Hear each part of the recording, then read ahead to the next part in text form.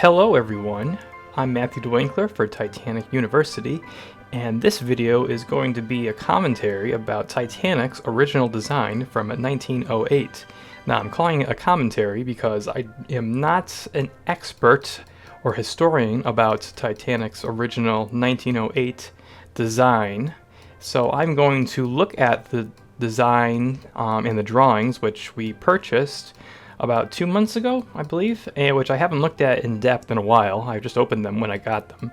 And I'm going to go through the plans and compare them with Olympic's early 1911 blueprints side by side and kind of see what the differences were, see what the similarities were with the final ships. Of course, I say this is Titanic's 1908 plans, but of course, again, Olympic was the first ship of the Olympic class line, so technically these are for the general arrangement of SS 400, which is Olympic, but we're going to call it Titanic because they're sister ships and it gets more views. So, I hope you enjoy learning about Titanic's original design. Now, a little bit of a history lesson. The ships went through a design phase until we got to the final design, which were introduced in 1909 when the ships were finalized and actually built. So this design, Design D, which went through the drawing board, it was approved by, as you can see right here, designed and inspected by Mr. Bruce Ismay and Mr. Sanderson, etc. during their visit to Belfast on July the 29th, 1908.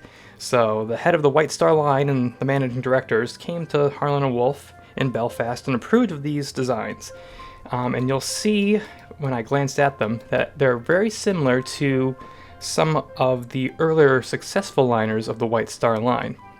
And I've said many times before in live streams for Honor and Glory, at conventions, that if you want to learn anything about the design of Titanic or Olympic, you need to study the ships that came before them. The Big Four and Oceanic. That's Adriatic, Cedric, Celtic, Baltic, and Oceanic. Well, first things first, the ship itself, the hull plan is pretty much ready to go. So it says 1908 and the ship's construction began in 1909. So the hull, the boilers, the 4 funnels, they're all there. This is not the very first rough sketch that was done proposing the 1,000-foot long Olympic class with 3 smokestacks. This still has the 4 funnels, including the 4th dummy quote-unquote funnel at the far end, which is ventilating the engine room, the turbine engine room. It still has the same number of decks. There's going to be just a little bit of differences, really. So let's start right here and compare the boat deck. We'll go deck by deck, and you can see here the officers' quarters, comparing them together. On the right is the Design D plan, and on the left is the finalized 1911 plan for Olympics. So there are some differences between the Olympics deck plans and what was built for Titanic. What stands out for me is the roundness, the curve of the front of the bridge. Now that front of the bridge is somewhat famous for Titanic right here. It has those windows which to me, and I think I've seen online, people say it reminds them of the face of Titanic. The same can be said for modern day ocean liners. I guess the only one is Queen Mary too, and that looks like the front of the ship, her face. And right here it has a more pronounced curve, somewhat similar to Oceanic and Adriatic. What's different here is that it stays the same with Titanic and Olympic, is the navigating area, the wheelhouse. It's all together. It's not in its separate island, which was the case for the Big Four, I think Oceanic as well, and it was connected by a bridge, and which they did later on Belgian and Lapland, I believe. So they went back to that route. And Belgian and Lapland were somewhat similar to the Olympic class. I'll bring up some deck plans of that later on too. But more or less, there's just reshuffling of officer quarters rooms. The grand staircase does not look so grand after all, does it? And there's no gymnasium. Where is that gymnasium going to be, might I wonder? And also, if you can see right there, the passenger elevators come up to the boat deck. So for Olympic and Titanic, they originally intended the passenger elevators, although there's just 2 of them, to go all the way to the boat deck. You can see that the raised roof over the lounge is very simple. The officer's mess is moved aft of the tank room, and it is in place of the dome over the aft grand staircase, and that's because there's no dome over the aft grand staircase. There's a dome over the smoke room. We'll go down the A deck right now quickly. Oh, look at that. The veranda room has a corridor. I wonder if that's just for crew. Probably not, because it opens up into the smoke room. There's no revolving door. Quality of life things, adding that corridor, but removing it might have made a big difference. The reading and writing room is there, but that's a mistake. They're going to chop that down in size on Olympic later on. And again, the grand staircase, not as grand looking, just a simple staircase, which is what you'd find probably on Oceanic or Adriatic or any of those other older White Star Line ships. Just a simple looking staircase, probably in the style of second class that you'd see on Titanic. Very simple, straightforward, getting you up and down the ship. And the elevators are roughly in the same area, but there's only 2 of them. They're probably just still in the wrong place for passengers. Probably wouldn't be used as much. More cabins in the forward part of the ship. Single cabins, very similar to A-Deck. But speaking of that quality of life situation, there's a staircase right here on A-Deck going all the way down, which is something that was added for Olympic and Britannic. And oh, interesting!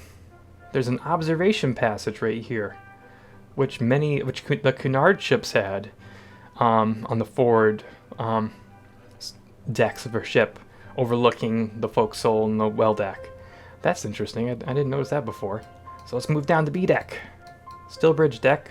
Forecastle's still the same. The winches, the steam winches are the layout's a little different. That's interesting. This is Olympic's layout, of course. So, you have the enclosed promenades on either side and many cabins. B deck is these cabins are similar to the arrangement here. The bathroom situation is a little different. What you will notice is there's a lack of the bibby cabins.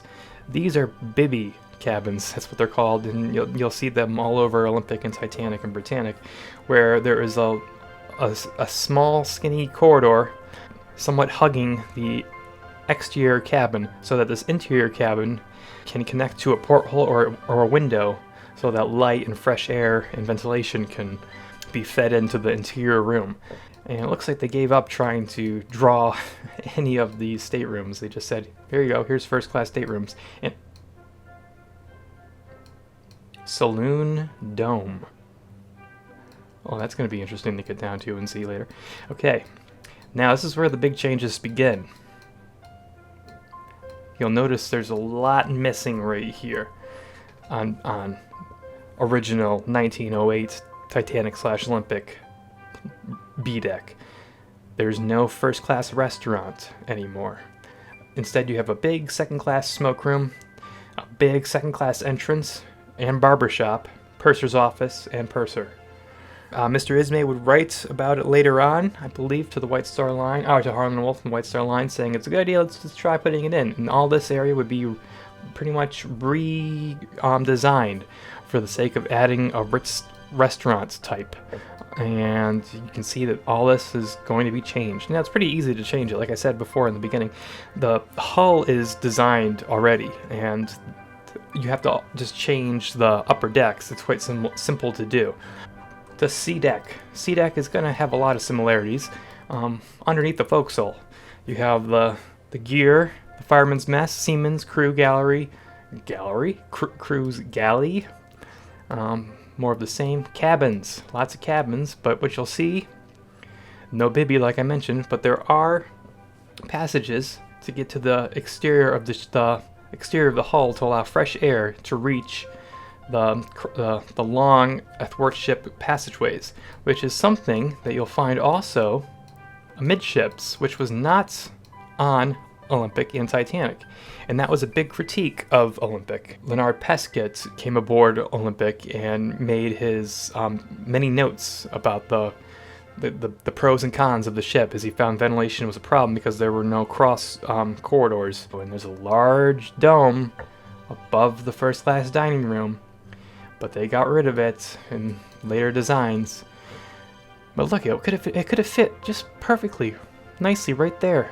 It could have been right there, a nice dome extending on. Here's another interesting design choice. The inquiry office, which was placed on the starboard side of the first class entrance and sea deck, is now somewhat inboard of just outboard of the passenger elevator, and it has this rounded curve, and the same with a purser's office on either side. So there's two offices, and it probably looked a lot like, again, Adriatic's, which had a rounded curved fronts with glass panes. It was quite nice, but it was somewhat old-fashioned. You'll notice that we don't have the maids and valet saloon anywhere to be found. And here, the aft grand staircase just ends. The barber shop has been moved. And here, the second class library is in the same place it would be, but connected to its one second class entrance. The number 4 hatch is finally here. The second class lounge is slash library. You can see that it has benches or seats all around it, so it looks a lot like one of the older lounges or libraries from one of the previous ships, again, possibly from the Big Four. And now we got some third class action going on under the poop deck, and it's very neat that they have a large seat right here. That's interesting to me. I might think about that for a while. We have just a third class smoke room. That's it. We don't have a general room. We just have a third class smoke room. That's it. They don't get a general room. Okay, moving on down to the saloon deck.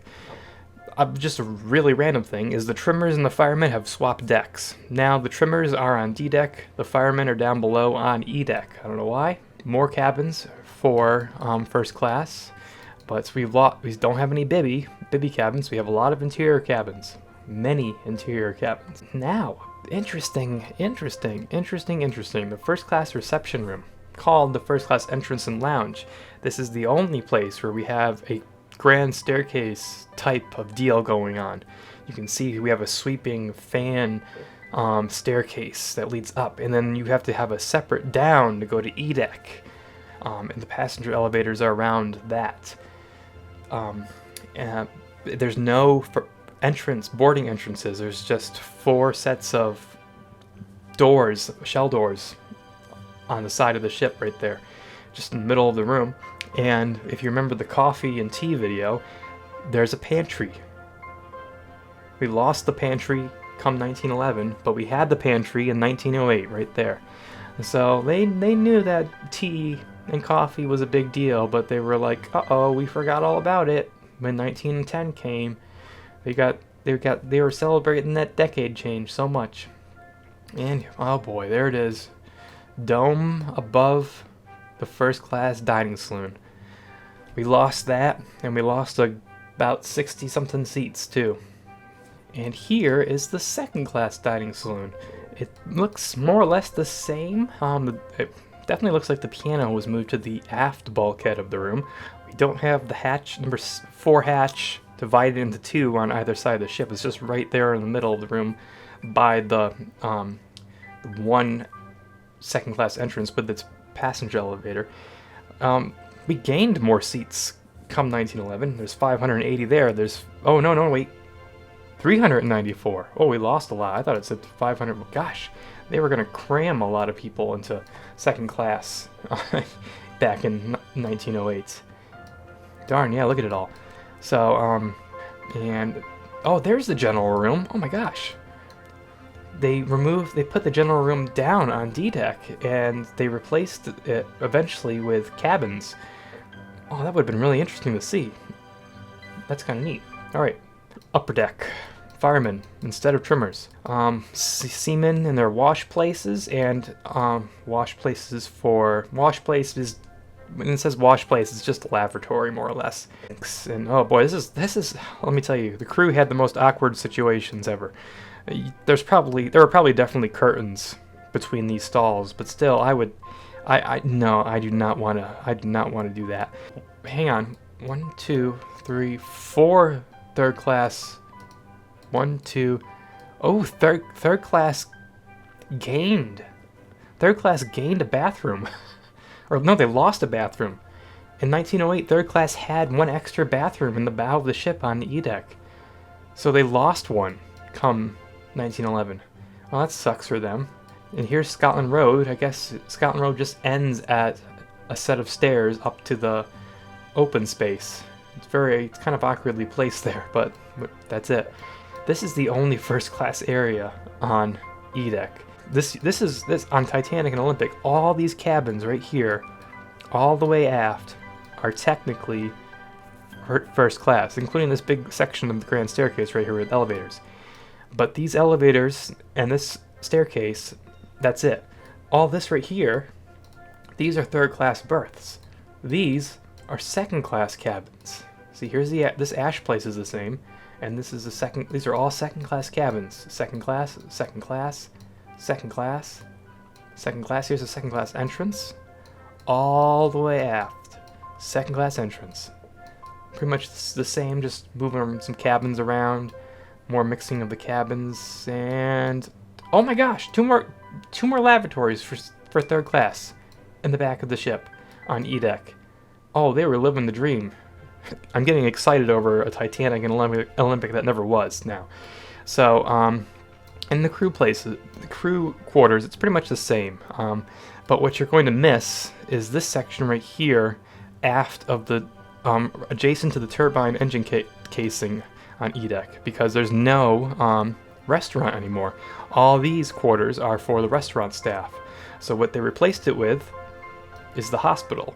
And the hospital is in the third class section of the ship, because the hospital was on board Titanic and Olympic for the sake of serving the third class passengers if they were ill. And look they have another third class wash place or lavatory.